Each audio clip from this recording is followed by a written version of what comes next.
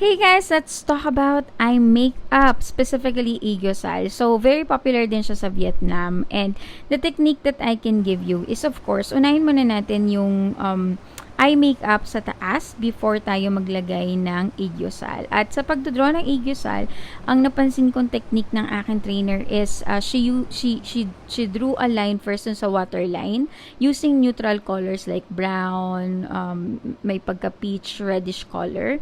And then, nung nag-draw na siya ng Aegosal, nag-start siya dun sa middle part, sa baba ng eyeball, bago niya ginlide pa inner and pa outer. And then, nag-add din siya ng powder, like brightening powder or lighter color powder para lang malesen yung line. And you just have to trust the process kasi pag nilagay mo na yung ibang makeup, it will all come together naman. And as for me, very light lang talaga yung pag-handle ko ng brush when I'm doing this para mas madaling magbawas. Yun lang. See you sa part 6.